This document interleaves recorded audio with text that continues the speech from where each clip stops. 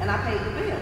But what about if can somebody come to you, because this lady took me through hell just to pay something. I said, man, I just want to pay a bill. I ain't trying to look at that now. And she wanted to know how you get this, and just the access. So what if somebody want to come and check and see if, well, can you tell me if Brianna Forte has an old bill before I let her move in? Can't give you no. That's confidential information. No, that's a big no-no.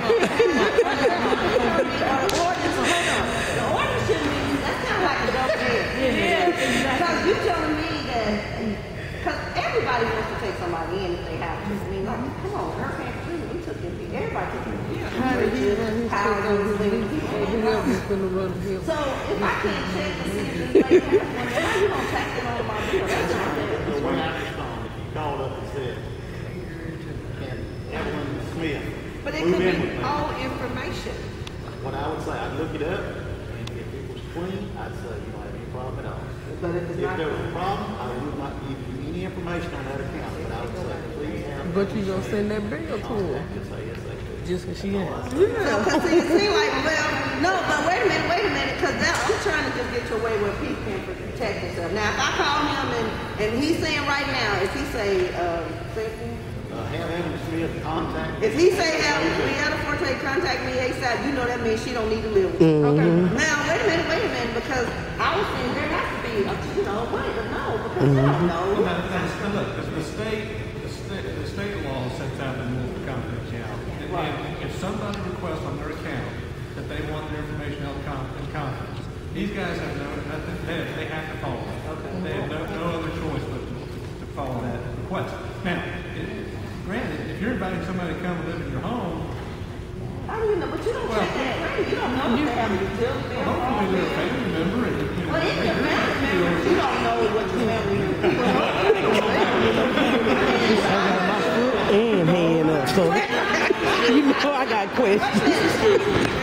It seems to me that that's criminal within itself. If someone moves in your house with a previous bill, and now I'm required to pay that $500 bill, whether they stay a week or 6 years, it doesn't matter. It seems that that's criminal within itself. Because, excuse me, may I finish? Because to me, it seems like that individual has stole the service. That individual should be required to pay that service, whether you incarcerate them or whatever. I have a friend who received a bill because someone used his identity, and he's handicapped. Now he's required to pay that bill, but when he reports that to Juice and says, hey, I'm telling you who stole my name and used the service. And you guys say to him, we don't care. We want That's our money. where the problem is. That's where the problem. Come on, Jimmy. He's handicapped and don't have a lot of money, or do not have a lot of money, whichever way you want to phrase it. So I say to Juice, now, if that was a store, and an individual walked in my store, walked out with $500 worth of merchandise, I missed that merchandise, pilferage is taking place, I'm out of my money. I deal with that. I catch that individual, if I catch him, he goes to jail, I file suit, whatever. So I'm not understanding this, that you are allowed to take that money from an individual who did not incur those services. That's right. It doesn't make sense to me. That's right. That's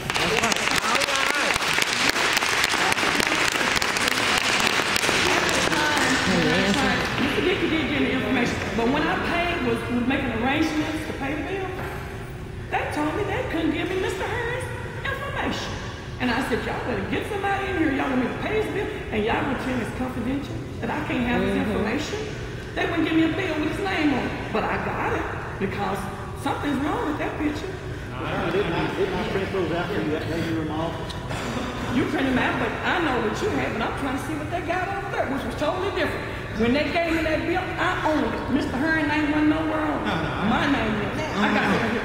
No, wait. You're required to pay the bill, you have right to know. But what I'm saying is, Charges you on. address. I had to pay. Mr. Hearn lived on Joe Ramsey. I lived at 1812 King Street. Well, that means that I owned his address at on Joe Ramsey. Right. But they didn't want to give me the bill on Joe Ramsey. they just tacked it on to mine. I said, I want something that has his name on Right, it. and his address. Because it might come back again. That, hey, there's no way I could prove that this bill belonged to him. When it's approved. Because I also heard in the city, they think that people's coming back on them. The bills have already been paid. They're coming back collecting money. I have had so many complaints for a lot of things against juice collection. Now, I'm going to say something. Here's the ordinance from the city. And it said where there are different consumers liable for any utility charges. What it is trying to say is if that consumer is living on the premises. My cousin lived on my premises. Her utility bill came to mine. We paid that utility bill, which it was a criminal thing because if she didn't pay it, my life got cut off, so I got put in the streets. But it said living, not because someone had a mail coming there, not because her husband lived somewhere else, not because Johnny Go Lucky don't have nowhere to live, so he has to put his address somewhere. It said living. Right, so and what we gotta getting get to use is of the that legal utility. Exactly. Wait. We gotta get to because everything has a legal It's right here in the Kansas City. So we gotta get to what's the legal definition for what's living.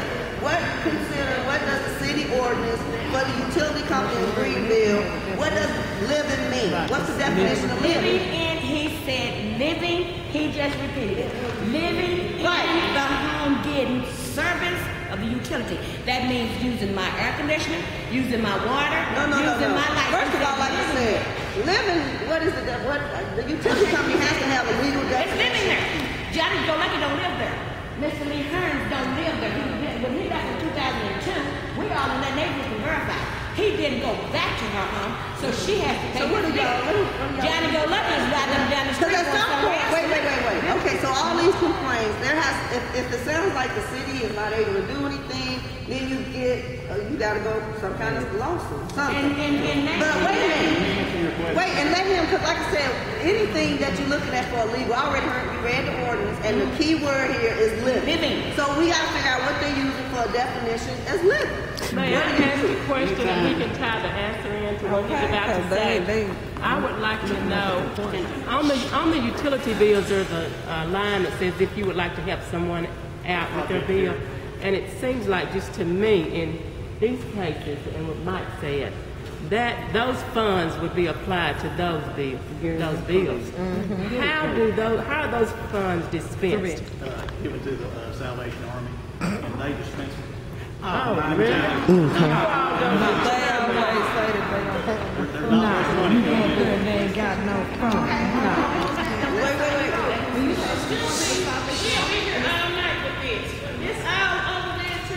You gonna get a bill tomorrow? You know.